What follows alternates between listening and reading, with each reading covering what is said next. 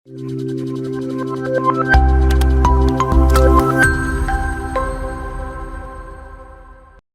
Hello everyone. എന്റെ പേര് സഹല എന്നാണ്. അപ്പോ ഞാൻ എടുക്കാൻ പോകുന്ന പേപ്പർ എന്ന് പറയുന്നത് സോഷ്യോളജി ഓഫ് റിലീജിയൻ ആണ്. നമ്മുടെ പേപ്പർ കോഡ് എന്ന് പറയുന്നത് MSOE003 ആണ്. അപ്പൊ ആദ്യം നമുക്ക് യൂണിറ്റ് 1 പോകാം. അപ്പൊ യൂണിറ്റ് 1ന്റെ പേരെന്ന് പറയുന്നത് റിലീജിയൻ സോഷ്യോളജിക്കൽ പെർസ്പെക്റ്റീവ് ആണ്. സോ നമുക്ക് പേപ്പറിലോട്ട് പോകാം. അപ്പൊ ആദ്യം നമ്മൾ ഈ പേപ്പറിന്റെ അല്ലെങ്കിൽ ഈ സോഷ്യോളജി ഓഫ് റിലീജിയൻ എന്ന് പറയുന്ന പേപ്പറിന്റെ ഒബ്ജക്റ്റീവ്സ് എന്താണെന്നുള്ളതാണ്. അതായത് ഈ ഒരു യൂണിറ്റ് പഠിച്ചു കഴിയുമ്പോഴത്തേക്ക് നമുക്ക് എന്തൊക്കെ കാര്യങ്ങൾ റിലേറ്റ് ചെയ്യാനായിട്ട് പറ്റണം, എന്തൊക്കെ കാര്യങ്ങൾ നമ്മൾ മനസ്സിലാക്കിയിരിക്കണം തുടങ്ങിയതാണ് നമ്മൾ ഈ ഒരു പേപ്പറിൽ നോക്കുക. അപ്പൊ നമ്മൾ ഈ ഒരു ചാപ്റ്റർ പഠിച്ചു കഴിയുമ്പോഴത്തേക്കും അല്ലെങ്കിൽ ഈ ഒരു ഇത് തീരുമ്പോഴത്തേക്കും നമുക്ക് എന്ത് മനസ്സിലാക്കണം? Define the scope of religion. എന്തുകൊണ്ടാണ് റിലീജിയൻ ഉള്ളത്, സമൂഹത്തിൽ എന്തുകൊണ്ടാണ് മതം നിലനിൽക്കുന്നത്, അല്ലെങ്കിൽ അതിന്റെ സ്കോപ്പ് എത്രത്തോളമാണ്, സാധ്യതകൾ എത്രത്തോളമാണ് എന്നുള്ള കാര്യം നമ്മൾ അറിയണം.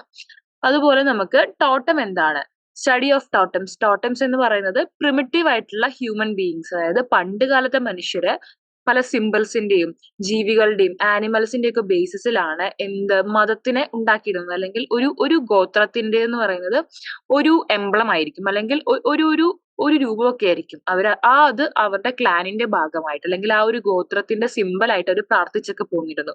അപ്പൊ എന്താണ് ഈ ടോട്ടംസ്, അതിനാണ് നമ്മൾ ടോട്ടംസ് എന്ന് പറയുന്നത്. അപ്പൊ ഈ ടോട്ടംസ് എന്താണ്, ഇത് എന്ത് റോളാണ് ഉണ്ടായിരുന്നത് സമൂഹത്തില്, ഇത് എങ്ങനെയാണ് പഴയത്, അതായത് പണ്ട് പ്രിമിറ്റീവ് ആയിട്ടുള്ള മനുഷ്യരിലായിരുന്നു ഇത് ഉണ്ടായിരുന്നത്, അത് പുതിയ കാലത്ത് വന്നപ്പോൾ എന്തൊക്കെ മാറ്റങ്ങൾ സംഭവിച്ചു തുടങ്ങിയ കാര്യങ്ങൾ.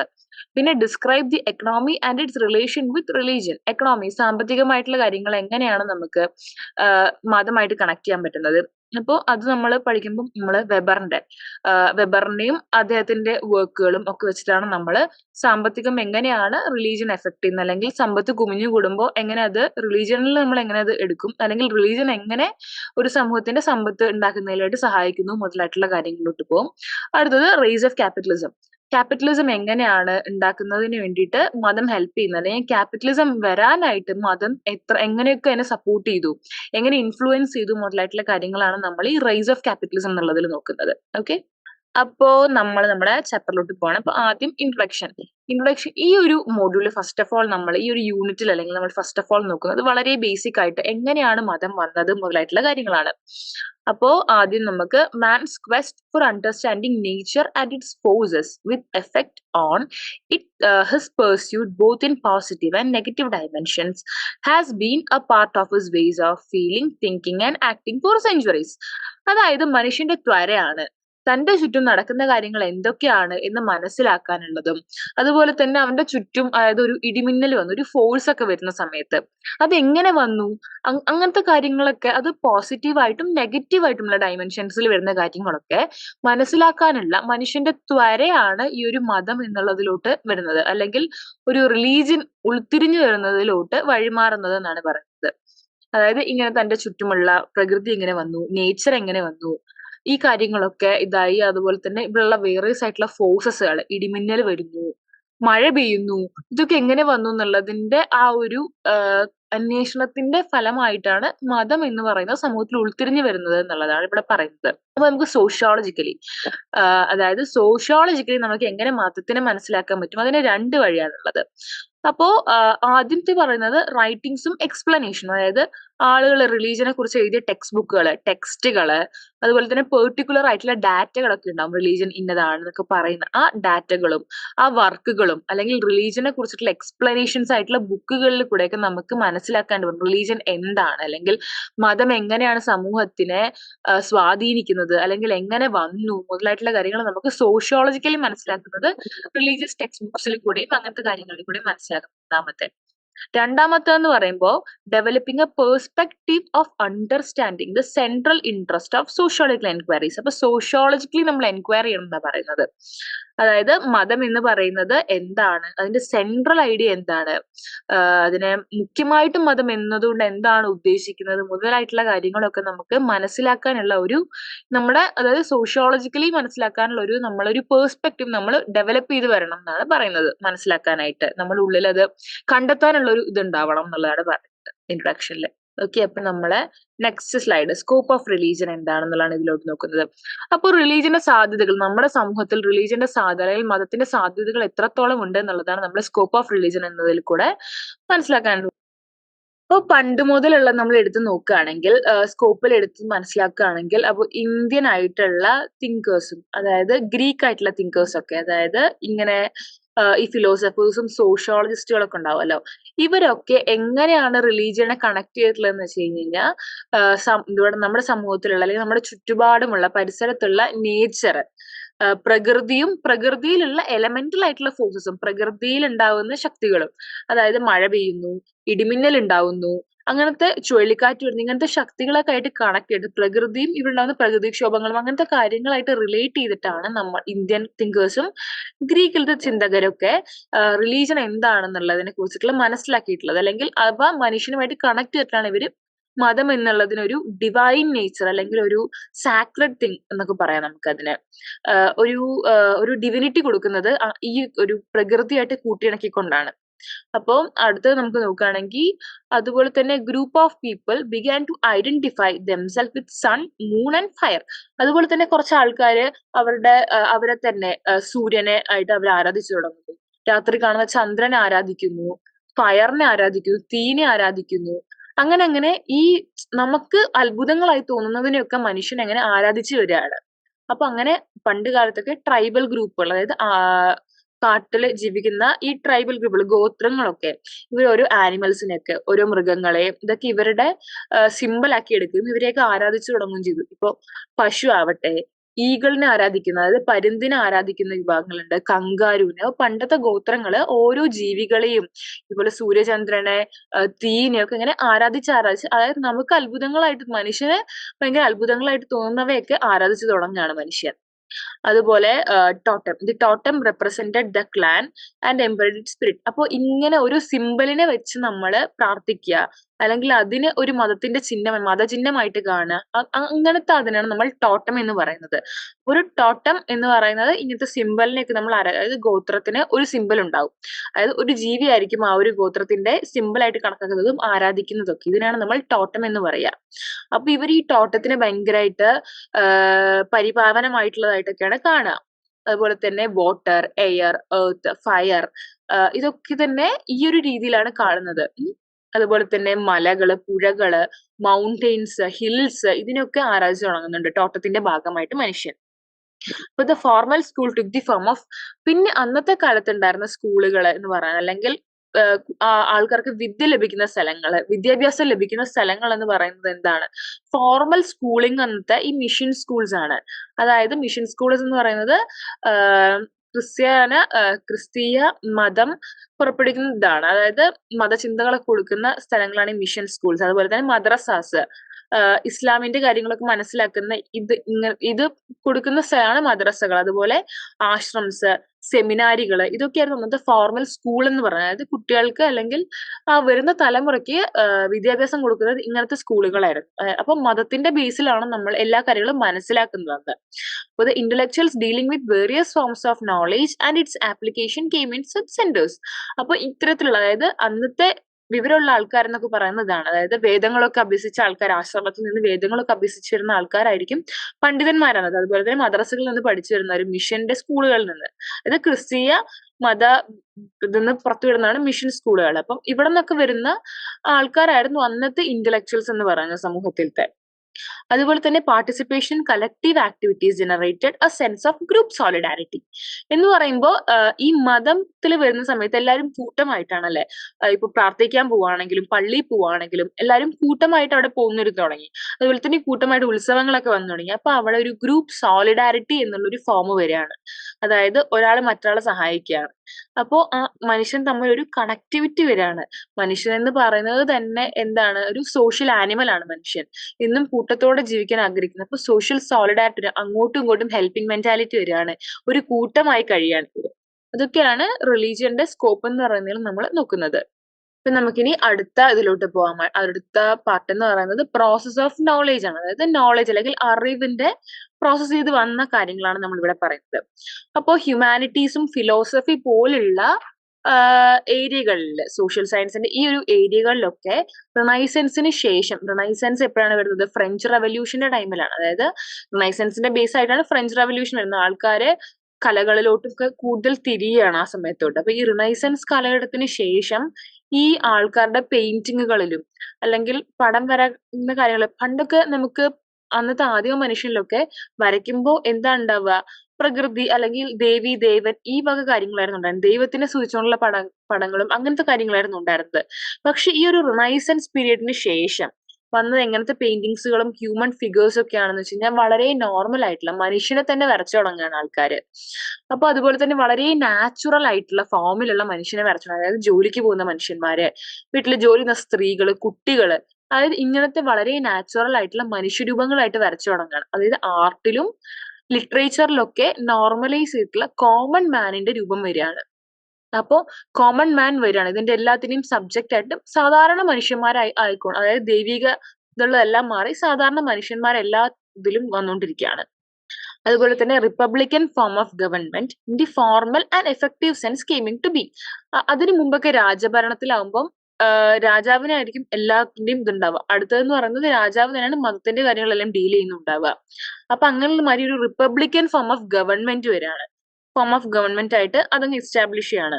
അപ്പോ എന്ന് പറയുന്നത് sources of knowledge passed beyond seminaries and mission control institutions. അപ്പോ അത്രയും കാലം അറിവ് കൊടുക്കുന്ന സ്ഥലങ്ങൾ എന്ന് പറയുന്നത് ഈ മതത്തിന്റെ ബേസിലുള്ള ഇൻസ്റ്റിറ്റ്യൂഷൻസുകളായിരുന്നു.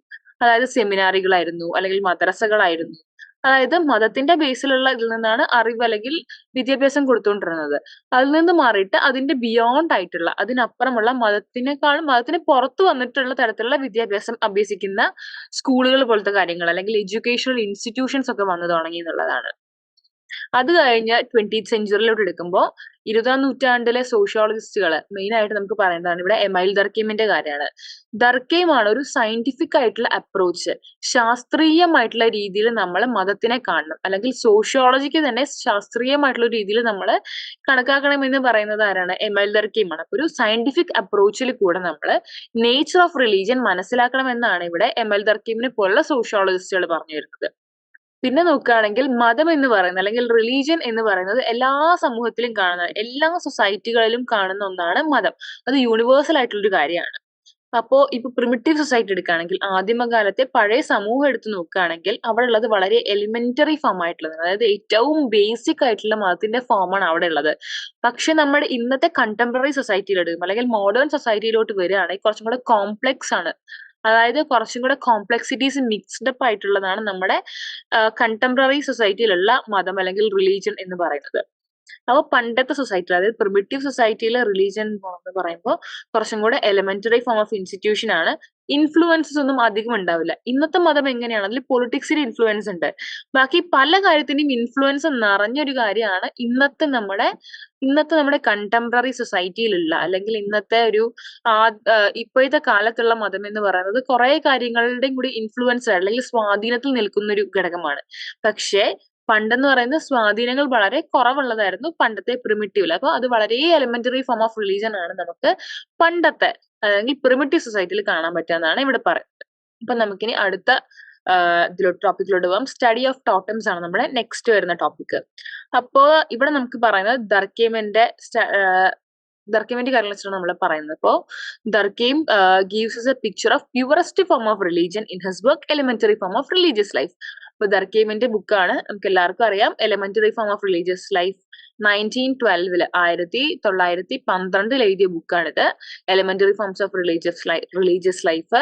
ഇവിടെ അദ്ദേഹം പറയുന്നത് പ്രിമിറ്റീവ് ആയിട്ടുള്ള ഒരു സൊസൈറ്റിയിൽ, അപ്പൊ പ്രിമിറ്റീവ് ആയിട്ടുള്ള സൊസൈറ്റി എന്ന് പറയുമ്പോൾ പണ്ടത്തെ സൊസൈറ്റിയിൽ എങ്ങനെയായിരിക്കും റിലീജിയൻ? വളരെ എലിമെന്ററി ഫോമിലാണ്, അതായത് ഇൻഫ്ലുവൻസസ് ഒന്നുമില്ലാത്ത, സ്വാധീനങ്ങളൊന്നും അധികം ഇല്ലാത്ത വളരെ സിമ്പിൾ ആയിട്ടുള്ള ഒരു മതമായിരിക്കും അന്നുണ്ടാവുക. അപ്പൊ അങ്ങനത്തെ മതത്തിനെ കുറിച്ചാണ് അദ്ദേഹത്തിന്റെ ഈ ബുക്കായിട്ടുള്ള elementary forms of religious life എന്ന് പറഞ്ഞ ബുക്കിൽ പറയുന്നത്. അപ്പൊ ഇവിടെ അദ്ദേഹം പഠിച്ചത് ഏത് ആൾക്കാരെയാണെന്ന് വെച്ച് കഴിഞ്ഞാൽ അരുന്ത ട്രൈബൽ ഗ്രൂപ്പ് എന്ന് പറയുന്ന ഒരു ട്രൈബിനെ വെച്ചിട്ടാണ് അദ്ദേഹം പഠിച്ചിട്ടുള്ളത്.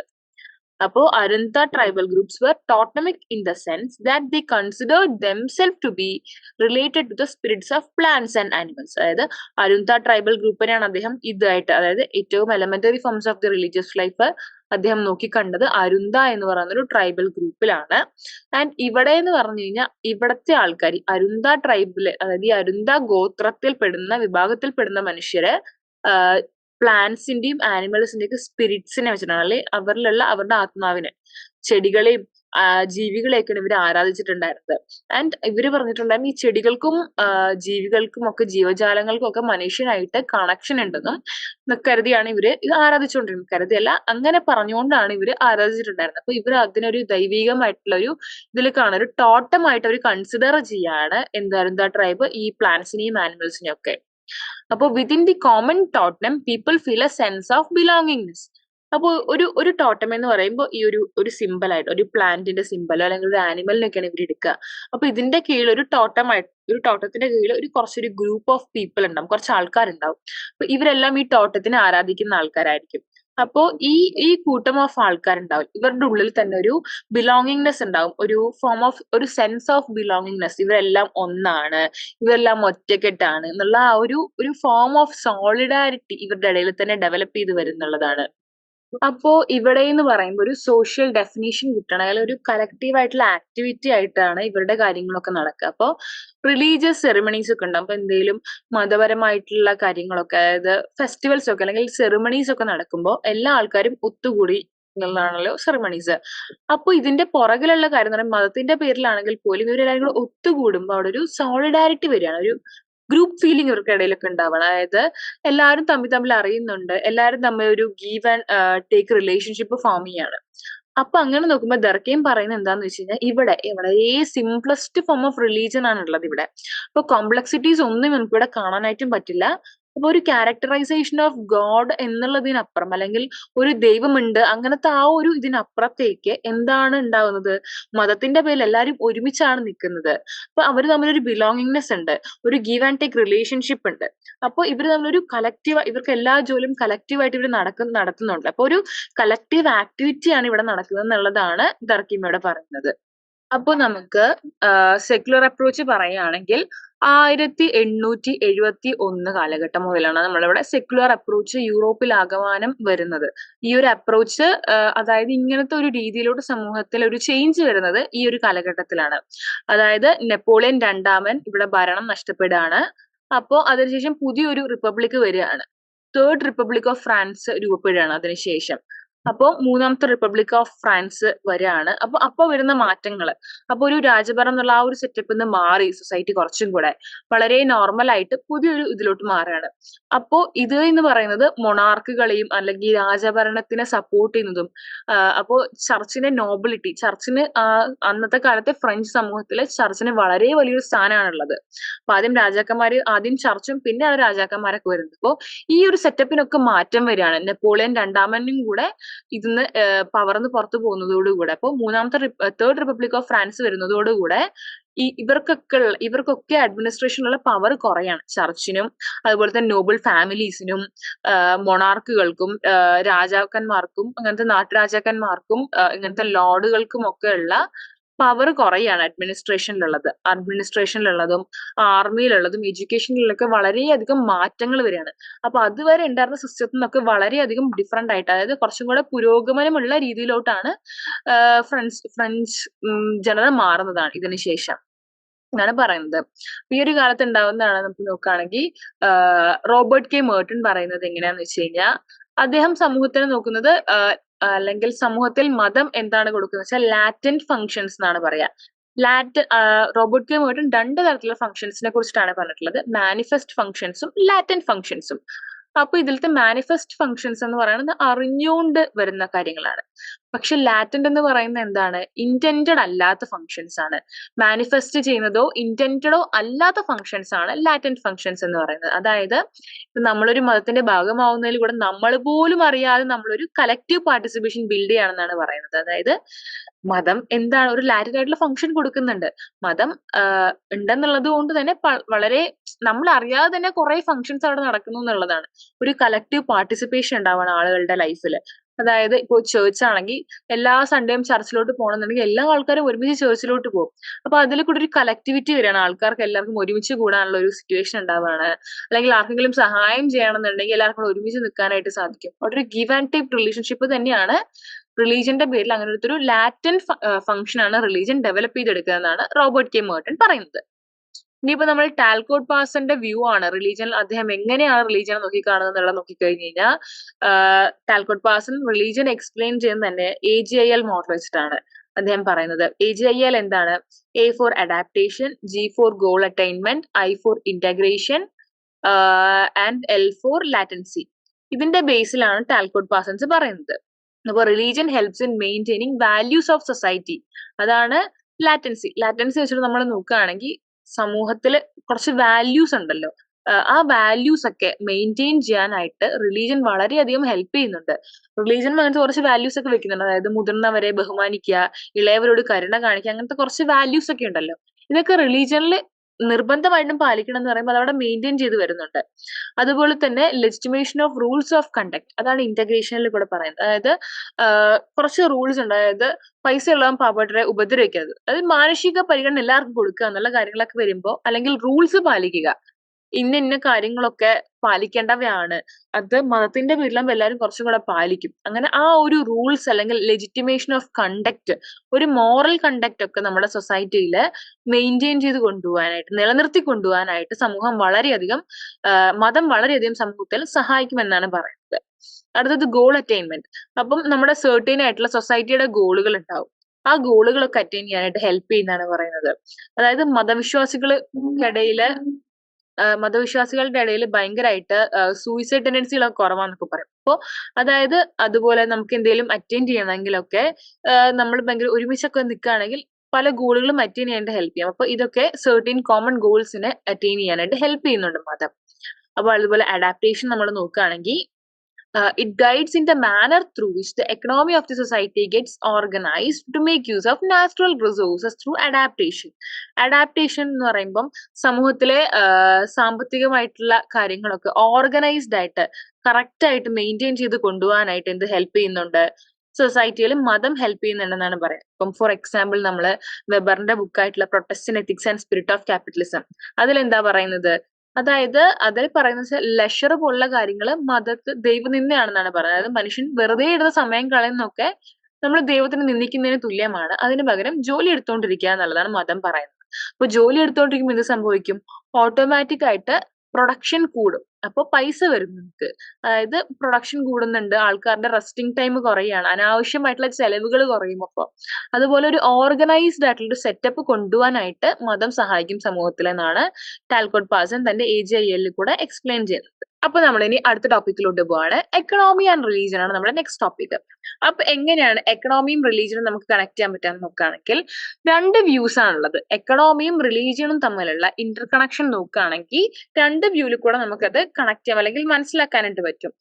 ഒന്നെന്ന് പറയുന്നത് when material welfare and worldly development increases, religion becomes gradually decreased. അതായത് നമ്മൾ മെറ്റീരിയൽ വെൽഫെയർ കൂടുമ്പോൾ, അതായത് നമുക്ക് സൗകര്യങ്ങൾ കൂടുമ്പോൾ അല്ലെങ്കിൽ മെറ്റീരിയൽ ആയിട്ടുള്ള കാര്യങ്ങളൊക്കെ കൂടുമ്പോൾ, പൈസ കുറെ ആയിട്ട് വരുന്ന സമയത്ത് നമുക്ക് എക്കണോമിക് പ്രോസ്പാരിറ്റി കൂടുമ്പോൾ, അതായത് സാമ്പത്തികമായിട്ട് വളരെയധികം പുരോഗമിക്കുമ്പോൾ സുഖ സൗകര്യങ്ങളൊക്കെ കൂടുമല്ലോ. അത് കൂടുന്ന സമയത്ത് നമുക്ക് മതത്തിലോട്ടുള്ള ആ ഒരു ചിന്ത അല്ലെങ്കിൽ അതിലോട്ടുള്ള ആ പോക്ക് കുറയുമെന്നാണ് പറയുന്നത്. അങ്ങനെ മതത്തിന്റെ ആ ഒരു ഗ്രോത്ത് കുറയും. അപ്പം മെറ്റീരിയൽ ആയിട്ടുള്ള വെൽഫെയറും നമുക്ക് ഫിനാൻഷ്യൽ ഇതും ഉണ്ടാകുന്ന സമയത്ത് ഇത് കുറയുന്നതാണ് പറയുന്നത്. ആൻഡ് സെക്കൻഡ് വ്യൂ എന്ന് പറയുന്നത് spirit of religion can encourage a man to work hard and consider work as worship എന്നാണ് പറയുന്നത്. അതായത് അവിടെ നമുക്ക് നോക്കുന്ന എന്താണ്? വെബറിന്റെ വ്യൂവിൽ കൂടെ നമുക്ക് നോക്കാനായിട്ട് പറ്റും. പ്രൊട്ടസ്റ്റന്റ് എത്തിക്സും സ്പിരിറ്റ് ഓഫ് ക്യാപിറ്റലിസവും വെച്ചാണ് നമ്മൾ അവിടെ കാണുന്നത്. അതായത് വർക്ക് ഇസ് വർഷിപ്പ്, നമ്മൾ ദൈവത്തിനെ ഇതാക്കുന്നത് തന്നെയാണ് നമ്മൾ ജോലി ചെയ്യുക. ദൈവത്തിന് എത്രത്തോളം അടുക്കാൻ പറ്റുന്നു അത്രത്തോളം ഹാർഡ് വർക്കിംഗ് ആയിട്ട് വർക്ക് ചെയ്യുക എന്നുള്ളതാണ് അവിടെ പറയുന്നത്. വർക്കിനെ, നമ്മുടെ ജോലിനെ ഒരു വർഷിപ്പായിട്ട് കാണാനാണ് പറയുന്നത്. അപ്പൊ നമ്മൾ എത്രത്തോളം ഇവിടെ കഷ്ടപ്പെട്ട് പണിയെടുക്കുന്നു അത്രത്തോളം നമ്മൾ ദൈവത്തോട് അടുക്കും എന്നാണ് ഇതിൽ പറയുന്നത്. അപ്പോ സെക്കൻഡ് വ്യൂ പറയുന്നത് spirit of religion can encourage a man to work hard, അങ്ങനെയാണ് പറയുന്നത്. അപ്പോൾ അങ്ങനെ വർക്ക് ഹാർഡ് ആകുമ്പോൾ എന്ത് ചെയ്യും? കുറെ പൈസ ഏൺ ചെയ്യാനായിട്ട് പറ്റും. ആൻഡ് എത്രത്തോളം നമ്മൾ വർക്ക് ചെയ്യുന്നു അത്രത്തോളം ഡിവൈൻ ആയിട്ടുള്ള ഇതാണെന്നാണ് പറയുന്നത് സെക്കൻഡ് വ്യൂല്. പക്ഷെ ഫസ്റ്റ് വ്യൂല് പറയുന്നത് എന്താണ്? ഇതിന്റെ ഡയറക്റ്റ് ഓപ്പോസിറ്റ് ആണ്. നമുക്ക് അടുത്തതിലോട്ട് പോകാം. അല്ല, അതിന് തന്നെ ബാക്കിയുണ്ട്. So among Christians the second view is prominent among the Protestant sections. In 19th century Germany, Protestant went to more for studies in technologies and sciences, whereas Catholics found greater satisfaction in humanities and arts. അങ്ങനെ നോക്കുകയാണെങ്കിൽ ക്രിസ്ത്യൻസിന്റെ ഇടയിൽ തന്നെ Protestant സെക്ഷനിൽ നോക്കുകയാണെങ്കിൽ ഇതാണ് പറയുന്നത്. അവിടെ പ്രൊട്ടസ്റ്റന്റ്സിന്റെ ഇതിലാണെങ്കിൽ നമ്മൾ ഏറ്റവും കൂടുതൽ പണിയെടുക്കുന്നത് നമ്മൾ അത്രയും ദൈവത്തിനോട് അടുക്കും എന്നാണ് പറയുന്നത്. അതുകൊണ്ട് തന്നെ പ്രൊട്ടസ്റ്റന്റ്സിന്റെ കയ്യിലായിരുന്നു അന്നത്തെ ഏറ്റവും കൂടുതൽ സമ്പത്ത് കുമിഞ്ഞു വന്നിട്ടുണ്ടായിരുന്നത്. ആൻഡ് ഇതാണ് ക്യാപിറ്റലിസത്തിന്റെ റേസിന് ഹെൽപ്പ് ചെയ്തെന്നുള്ളതുമാണ്. അപ്പോൾ മാക്സ് വെബർ ഇതൊക്കെ എക്സ്പ്ലെയിൻ ചെയ്യുന്ന അദ്ദേഹത്തിന്റെ ബുക്കാണ് Protestant ethics and spirit of capitalism. ഈ ബുക്കിൽ കൂടെയാണ് അദ്ദേഹം ഇതിനെക്കുറിച്ചൊക്കെ എക്സ്പ്ലെയിൻ ചെയ്തത്. അപ്പൊ നമുക്കിനി റൈസ് ഓഫ് ക്യാപിറ്റലിസം എങ്ങനെയാണെന്ന് നോക്കാം. അതായത് മതം എങ്ങനെയാണ് ക്യാപിറ്റലിസം റൈസ് ചെയ്യാൻ, അതായത് ക്യാപിറ്റലിസത്തിനെ ഡെവലപ്പ് ചെയ്ത് വരാനായിട്ടും റിലീജിയൻ എങ്ങനെ സപ്പോർട്ട് ചെയ്തു അല്ലെങ്കിൽ എങ്ങനെ സ്വാധീനിച്ചു മുതലായിട്ടുള്ള കാര്യങ്ങളാണ് നമ്മൾ ഈ ഒരു ടോപ്പിക്കിൽ നോക്കുന്നത്. അപ്പോ ഈ ക്യാപിറ്റലിസം പറയുമ്പോൾ തന്നെ നമ്മൾ ആരുടെ എടുക്കണം? കാൾ മാർക്സിനെ വെച്ചിട്ടാണ് നമ്മൾ നോക്കുന്നത്. അപ്പോൾ കാൾ മാർക്സ് ആണ് ക്യാപിറ്റലിസത്തിനെ കുറിച്ച് വളരെ ഡീപ്പായിട്ട് പഠിച്ചിട്ടുള്ളത്. അപ്പൊ അദ്ദേഹം എന്തിന്റെ ബേസിസിലാണ് പഠിച്ചത്? ബേസും സൂപ്പർ സ്ട്രക്ചറും തമ്മിലുള്ള ആ ഒരു റിലേഷൻഷിപ്പ് വെച്ചിട്ടാണ് അദ്ദേഹം ക്യാപിറ്റലിസം എന്താണ് എന്ന് മനസ്സിലാക്കിയതും പഠിച്ചതും. അപ്പോ എന്താണ് അദ്ദേഹം ബേസ് എന്ന് പറഞ്ഞ് ഉദ്ദേശിച്ചത്? എക്കണോമിക് സ്ട്രക്ചർ ആണ്. സാമ്പത്തികപരമായിട്ടുള്ള കാര്യങ്ങളാണ് എക്കണോമിക് ആയിട്ടുള്ള സ്ട്രക്ചർ. അതായിരുന്നു അതിന്റെ ബേസ്. ഇനി സൂപ്പർ സ്ട്രക്ചർ എന്തായിരുന്നു സമൂഹത്തില്? സൂപ്പർ സ്ട്രക്ചർ എന്ന് പറയുന്നത് സമൂഹത്തിലുള്ള മതം, എത്തിക്സ്, ലോയ്, നിയമ നടപടികൾ, ഇതൊക്കെ ഇത്തരത്തിലുള്ള ഇൻസ്റ്റിറ്റ്യൂഷൻസ് ആയിരുന്നു അദ്ദേഹം സൂപ്പർ സ്ട്രക്ചർ ആയിട്ട് കണ്ടത്. അപ്പോൾ ഇത് രണ്ടും തമ്മിലുള്ള ആ ഒരു റിലേഷൻഷിപ്പ് ആണ്. ആ റിലേഷൻഷിപ്പിന്റെ ബേസിസിലാണ് അദ്ദേഹം ക്യാപിറ്റലിസം എന്താണ് എന്നുള്ളത് പറഞ്ഞത്. അതായത് റിലീജിയണും ലോയും എത്തിക്സും എങ്ങനെയാണ് എക്കണോമിക് സ്ട്രക്ചറിനെ ഉണ്ടാവാനായിട്ട് ഹെൽപ്പ് ചെയ്തത് എന്നുള്ള കാര്യങ്ങളാണ് നമ്മള്, അല്ലെങ്കിൽ അതെങ്ങനെ വന്നു എന്നുള്ളതാണ് കാൾ മാർക്സ് ഇവിടെ ക്യാപിറ്റലിസം എങ്ങനെ ഉൾത്തിരിഞ്ഞു വന്നു എന്നതിനെ കുറിച്ച് പറയുമ്പോൾ പറയുന്നത്. അപ്പൊ according to Marx, Karl Marx പറയുന്നത്, ഇപ്പം man turns for solace to religion which provides a last refuge for a tormented mind. അപ്പൊ കാൾ മാർക്സ് പറയുന്നത് എന്താണ്? മനുഷ്യൻ തന്റെ അവസാനത്തെ അത്താണിയായിട്ടാണ് മതത്തിലോട്ട് പോകുന്നത് എന്നാണ് പറയുന്നത്. അതായത് മതത്തിലോട്ട് പോകുമ്പോൾ അവന് സൈക്കോളജിക്കൽ ആയിട്ടുള്ള ഒരു മാനസിക സംതൃപ്തി കിട്ടുന്നുണ്ട്. അതുപോലെ അവിടെ ഒരു ഒരു കളക്ടിവിറ്റി ഉണ്ട് അതിനകത്ത്. അപ്പൊ മനുഷ്യന് തന്നെ ഒരു വളരെയധികം ഒരു ഒരു ഒരു പീസ്ഫുൾനെസ് ഫീൽ ചെയ്യാണ് റിലീജിയനിലെന്നാണ് കാൾ മാർക്സ് പറയുന്നത്. ഇപ്പോ മാർക്സിയൻ പെർസ്പെക്റ്റീവിൽ നമുക്ക് പറയുകയാണെങ്കിൽ ഇത്തരത്തിലെല്ലാം നമുക്ക് മതത്തിൽ നിന്ന് കിട്ടും. അതുപോലെ തന്നെ മതം എന്ന് പറയുന്നത് ഒരു ഒപ്പിയം എന്നാണ് ഇയാൾ പറയുന്നത്. If it takes over the opium of situation that does no grace of man and his human qualities ആണ് പറയുന്നത്. അതായത് മനുഷ്യനെ മയക്കുന്നു എന്നാണ് പറയുന്നത്. അവന്റെ കറന്റ്ലി ഉള്ള പ്രശ്നങ്ങളെന്നൊക്കെ അതിലോട്ട് അവൻ സ്വാധീനം ചെലുത്തി അതിലോട്ട് പോകുമ്പോൾ അവനൊരു ആശ്വാസം കിട്ടുന്നതാണ് കാൾ മാർക്സ് പറയുന്നത്. അപ്പൊ ഇനി നമ്മൾ വെബറിന്റെ വ്യൂവിൽ കൂടെ നോക്കുകയാണെങ്കിൽ വെബറിന്റെ പൊസിഷൻ എന്ന് പറയുന്നത്, അല്ലെങ്കിൽ വെബർ എങ്ങനെയാണ് റിലീജിയനെ കണക്കാക്കിയത് എന്നുള്ളത് കഴിഞ്ഞാൽ, വെബേഴ്സ് പൊസിഷൻ ഇസ് യൂണീക്ക്. അദ്ദേഹം ഒരു യുണീക്ക് ആയിട്ടുള്ള ഫോമിലാണ് റിലീജിയൻ എങ്ങനെയാണ് സമൂഹത്തിൽ work ചെയ്യുന്നുള്ളത് നോക്കിയിട്ടുള്ളത്. He considers a particular form of religion to be the driving force of human efforts എന്നാണ് പറയുന്നത്. റിലീജിയൻ ഒരു പർട്ടിക്കുലർ ഫോം ഓഫ് റിലീജിയന്റെ ഒരു ഇതാണ് ഹ്യൂമൻ ഫോഴ്സിനെ ഡ്രൈവ് ചെയ്യുന്നതും. അതായത് നമുക്ക് റാഷണൽ ഓർഗനൈസേഷൻ ആയിട്ട് എക്കണോമീനെ മാറ്റാൻ പറ്റും. അതായത് സാമ്പത്തികമായിട്ടൊരു നമുക്ക് വളരെ നല്ല രീതിയിൽ സമൂഹത്തിനെ കറക്റ്റ് ആയിട്ട് ഓർഗനൈസ്ഡ് അല്ലെങ്കിൽ റാഷണൽ ആയിട്ട് കൊണ്ടുപോകാനായിട്ട് സമൂഹത്തിലെ സാമ്പത്തികമായിട്ടുള്ള കാര്യങ്ങളൊക്കെ പക്കായിട്ട് പോകുന്നതിന് എന്ത് ഹെൽപ്പ് ചെയ്യുന്നുണ്ട്? മതം സഹായിക്കുന്നുണ്ടെന്നാണ് മാക്സ് വെബർ പറയുന്നത്.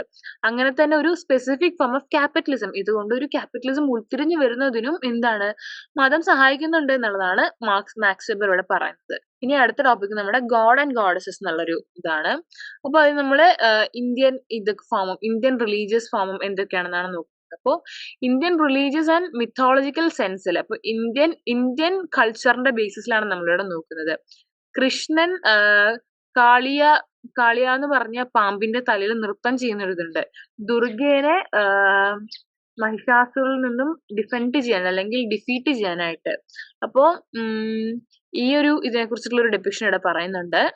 അപ്പൊ ഇങ്ങനത്തെ പിക്ചേഴ്സും പെയിന്റിങ്സും ഒക്കെ, അതായത് കൃഷ്ണൻ കാളിയ എന്ന് പറയുന്ന ഈ ഒരു സർപ്പത്തിന്റെ പാമ്പിന്റെ മുകളിൽ നിന്നിട്ട് നിൽക്കുന്നതും, അതുപോലെ തന്നെ ദുർഗ മഹിഷാസുരനെ തോൽപ്പിക്കുന്നതും, ഇങ്ങനത്തെയൊക്കെ പടങ്ങൾ, അതുപോലെ തന്നെ നരകം ഇങ്ങനെയാണ്, സ്വർഗത്തിന്റെ ഒക്കെ പടങ്ങൾ ഉണ്ടാവില്ലേ, ഇതൊക്കെ ഭയങ്കര നമ്മുടെ വീടുകളിലൊക്കെ ഭയങ്കര ഒരു ഡിവോഷണലും എസ്തെറ്റിക് ആയിട്ടുള്ള പർപ്പസ് ഒക്കെ തരുന്നുണ്ട്. അതുപോലെ തന്നെ നമുക്ക് എടുക്കുകയാണെങ്കിൽ ഓപ്പൺ യൂണിവേഴ്സിറ്റി, വോൾട്ടൺ ഹാളിലെ ഓപ്പൺ യൂണിവേഴ്സിറ്റിയിലൊക്കെ വേൾഡ് റിലീജിയൻസ് എന്ന് പറഞ്ഞിട്ടുള്ള വളരെ വലിയ പിക്ചേഴ്സ്. അപ്പൊ ഇതൊക്കെ നമ്മുടെ ആർട്ട് വർക്കിനെയും വളരെയധികം ഇൻസ്പയർ ചെയ്യുന്നതാണ്. റിലീജിയന്റെ കാര്യങ്ങളാണെങ്കിലും റിലീജിയസ് സ്റ്റോറീസ് ആണെങ്കിലും എപ്പിക്സിലൊക്കെ ഉള്ള കഥകളും കാര്യങ്ങളൊക്കെ ഇങ്ങനത്തെ ഒരു ആർട്ടിലോട്ടും വളരെയധികം ഡെപ്പിക്ട് ചെയ്യുന്നു എന്നുള്ളതാണ്. അതുപോലെ തന്നെ രാജാ രവിവർമ്മയുടെ പെയിന്റിങ്സുകൾ, ഇതിലൊക്കെ എന്താണ് കാണുന്നത്, ഈ രാമായണത്തിലേക്ക് ഓരോ ഭാഗങ്ങളൊക്കെയാണ് അദ്ദേഹം, ഈ കഥകളിലെ ഓരോ ഭാഗങ്ങളാണ് അദ്ദേഹം എഴുതുന്നത്, അല്ലെങ്കിൽ അതാണ് പിക്ചറായിട്ട് വളരെ വലിയൊരു ആർട്ട് വർക്ക് ആയിട്ട് പുറത്തോട്ട് വരുന്നത്. നമുക്ക് കലണ്ടറുകളിലും എല്ലാം കാണാൻ പറ്റും. അപ്പൊ മതം നമ്മുടെ സമൂഹത്തിലോട്ട് വരുംതോറും പുതിയ, അതായത് ആർട്ട് വർക്കിലോട്ടും എല്ലാത്തിലോട്ടും ലിറ്ററേച്ചറിലോട്ടൊക്കെ വളരെയധികം ഹെൽപ്പ് ചെയ്യുന്നുണ്ട് ഡെവലപ്പ് ചെയ്ത് വരാൻ എന്നുള്ളതും കൂടിയാണ് ഈ ഒരു പാർട്ടിൽ പറഞ്ഞു വെക്കുന്നത്. അതുപോലെ നമുക്കിനി എത്നോഗ്രാഫിക് അക്കൗണ്ട്സ് എന്തൊക്കെയാണെന്ന് നോക്കാം. അപ്പോൾ എത്നോഗ്രാഫിക് അക്കൗണ്ട്സ് അല്ലെങ്കിൽ എത്നോഗ്രാഫിക് ബേസിസ് ഓഫ് റിലീജിയൻ എന്താണെന്നാണ് നമ്മളൊരു ഈ ഒരു പാർട്ടിൽ നമ്മൾ നോക്കുന്നത്. അപ്പൊ നമ്മൾ ആദ്യം എടുക്കുന്നത് M.N. ശ്രീനിവാസിന്റെ വർക്ക് ആണ്. അപ്പോൾ അതിൽ religion and society among Coorgs of south India എന്നുള്ള ബുക്ക് 1952 അദ്ദേഹം എഴുതിയ ബുക്കാണ്. ഇതിനകത്ത് അദ്ദേഹം കുറെ കാര്യങ്ങൾ റിലീജിയനായിട്ട് കണക്ട് ചെയ്യുന്നുണ്ട്.